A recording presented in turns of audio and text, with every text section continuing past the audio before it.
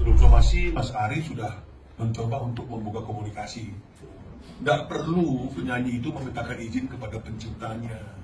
Urusannya dengan LMK saja cukup misalnya. Putusan itu sudah menyatakan menghukum tergugat.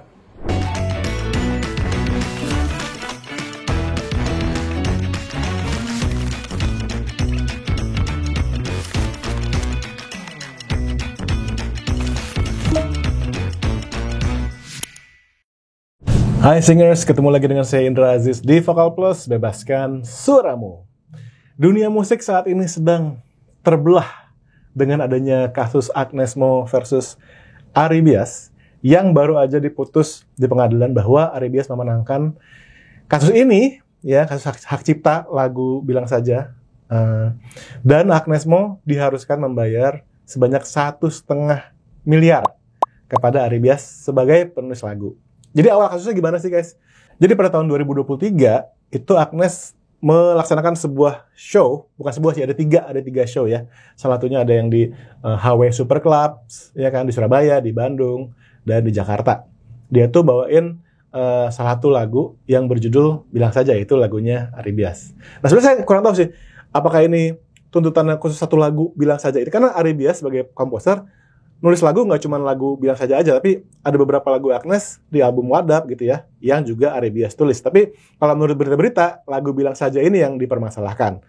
Nah, di 3 show tadi tahun 2023 ya, Agnes membawakan lagu itu, ya kan. Nah, kemudian Ari Bias bilang, selaku penulis lagu, bilang dia menghubungi Agnes perihal penggunaan lagunya. Yang menurut dia pengen ngurusin nih direct licensing-nya supaya dia bisa lancar deh, lagunya silakan dipakai dan saya dapat royaltinya aman gitu. Jadi basically Ari Bias ngerasa dari sistemnya LMK tuh tidak melaksanakan tugasnya, sehingga dia pengen langsung aja deh direct licensing aja gitu ya. Menurut Ari, karena lama tidak ada respon dari Agnes ya, sehingga pada bulan Mei 2024 Ari akhirnya melayangkan somasi terhadap Agnes Mo, ya kan. Ari menggugat ganti rugi sebesar 1,5 M dengan pertimbangan tindakannya Agnes melanggar pasal 9 ayat 2 dan ayat 3 Undang-Undang Hak Cipta, yang menurut undang-undang itu harus izin menggunakan karya cipta secara komersil. Nanti kita akan lihat pasalnya ya, sama-sama ya. Walaupun saya bukan orang hukum, tapi kita lihat aja pasal, pengen tahu tertulisnya apa. Nah, karena nggak ada respon juga, akhirnya pada Juni 2024, Ari Bias melaporkan Agnes Mo ke Barreskrim Polri. September, Ari menggugat Agnes secara perdata ke Pengadilan Negeri Niaga, Jakarta Pusat. Setelah bergulir di meja hijau, akhirnya putusan keluar dari majelis hakim menyatakan Agnes terbukti melanggar Undang-Undang Hak Cipta dan diperintahkan untuk membayar denda atau royalti ke Ari Bias sebanyak 1,5 M. Dari mana 1,5 M itu? Dari setiap show itu harus bayar 500 juta. Jadi ada 3 show, totalnya 1,5 M. Nah, menurut kuasa hukum Ari Bias, yaitu Minola Sebayang, pihak Agnes belum pernah menanggapi percobaan komunikasi mereka sebelum akhirnya dibawa ke ranah hukum. Nah tentu ini kan kasus yang sangat cukup besar ya, dan mengguncang banget, dan tentu dunia musik sekarang terbelah akhirnya ya. Ada yang setuju dengan keputusan ini, merasa oh ini harusnya bener nih, penulis lagu harus dibayar segini besarnya oleh si penyanyi, dan harusnya penyanyi yang minta izin dan bayar ke penulis lagu, bukan IO, ya kan? Ada yang bilang gitu. Tapi ada yang bilang, ini salah nih. Harusnya berjalan dengan sistem yang ada di Indonesia, yaitu penulis lagu yang sudah menitipkan lagunya ke LMK, ya, artinya penyanyi kalau mau bawain tinggal ngomong ke LMK dan bayar royaltinya sesuai dengan hukum yang berlaku, katanya gitu, ya. Sehingga mereka sangat kecewa gitu, atau sedih sih, basically sedih dengan apa yang terjadi di sini. Kok bisa ya penyanyi dituntut sama penulis lagu sehingga harus bayar 1,5 M gitu. Oke, seperti tadi saya bilang, kita akan lihat dulu pasalnya ya. Tadi yang dibilang melanggar itu adalah pasal 9 ayat 2 dan 3 UU Hak Cipta. Oke. Setiap orang yang melaksanakan hak ekonomi sebagaimana dimaksud pada ayat 1 wajib mendapat izin pencipta atau pemegang hak cipta. Ayat 3. Setiap orang yang tanpa izin pencipta atau pemegang hak cipta dilarang melakukan penggandaan dan atau penggunaan secara komersil ciptaan. Termasuk tentu kalau penggunaan secara komersil adalah konser yang berbayar gitu ya. Tapi menariknya, di undang-undang yang sama, itu ada pasal yang bilang begini. ada pasal 23 ayat 5 yang kayaknya agak kontra sama pasal yang barusan kita baca ya. Kita lihat ya. Pasal 23 ayat 5 ya. Pasal 23 ayat 5 bilang, setiap orang dapat melakukan penggunaan secara komersial ciptaan dalam suatu pertunjukan tanpa meminta izin terlebih dahulu kepada pencipta dengan membayar imbalan kepada pencipta melalui lembaga manajemen kolektif. Oke? Jadi di pasal ini, 23 ayat 5, dibilangnya nggak perlu minta izin, karena tinggal langsung membayar imbalan royaltinya lewat lembaga manajemen kolektif atau LMK. Nah, jadi memang banyak orang tuh merasa sistemnya tuh begitu harusnya. Kalau misalkan saya main di Java Jazz, saya bawain 5 lagu misalnya. Salah satunya ada lagunya, mungkin lagunya Yovie Widianto misalnya ya. Saya bawain cover gitu, versi jazznya. Saya tinggal lapor song listnya ke I.O., nanti I.O. yang akan masukin datanya ke LMK, dan mereka yang akan bayar LMK. Saya taunya gitu, sebagai musisi, dan banyak orang yang mengetahuinya gitu. Tapi sejak kasus, kayaknya awal-awal rame itu Ahmad Dhani versus Once ya, orang jadi terbuka bahwa, oh ternyata ada cara lain ya, yaitu si komposer minta direct licensing, atau si penyanyi harus minta izin langsung kepada komposer, dan kalau komposer nggak izinin, maka penyanyi nggak boleh bawain lagu itu. Jadi itu kasus yang kita pertama kali tahu dari Ahmad Dhani dan Once, dan sejak itu juga makin banyak komposer yang seperti itu ya.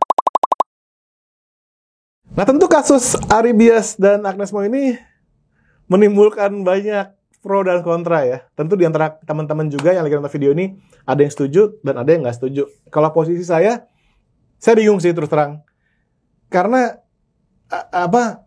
saya nggak ngebayang kalau setiap penyanyi mesti izin secara pribadi gitu loh ke penulis lagu, ya kan? Walaupun saya ngerti penulis lagu tuh merasa nggak mendapatkan haknya, dan mereka ini berjuang untuk memastikan mereka mendapatkan hak. Karena kan penyanyi dibayar mahal ya, sekali manggung bisa berapa puluh juta, sementara yang nulis lagu nggak dapat apa-apa gitu. Saya ngerti banget kayak kegalauan itu gitu.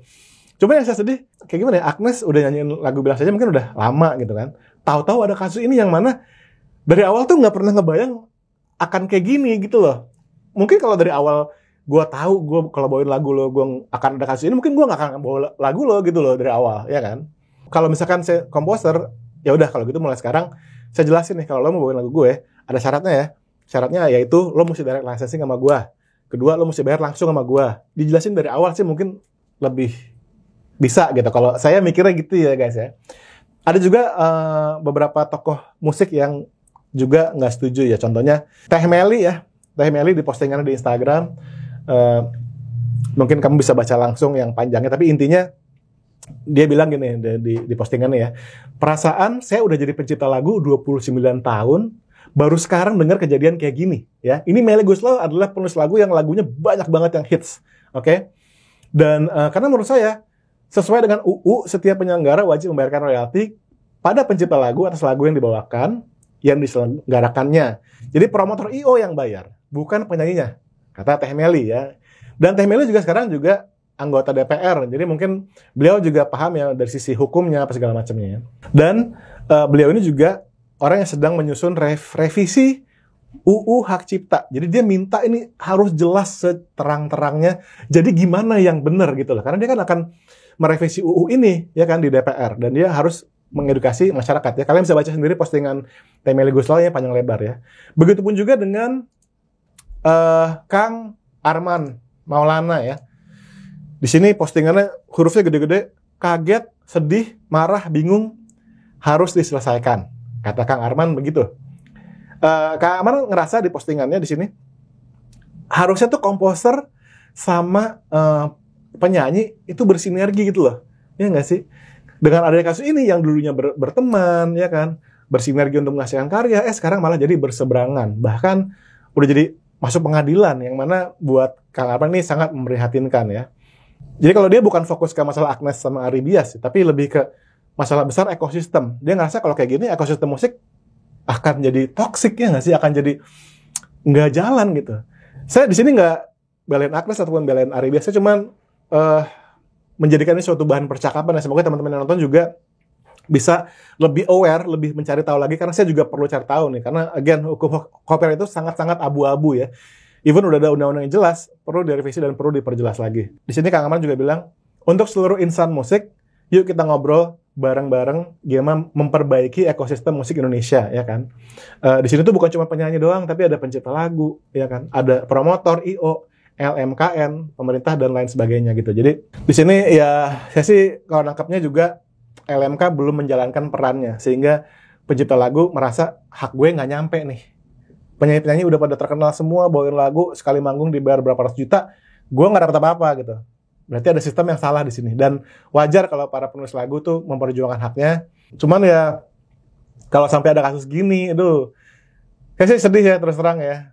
Yang pasti sistemnya harus diperbaiki, penyanyi bisa bawain dengan mudah, dan penulis lagu bisa mendapatkan haknya dia.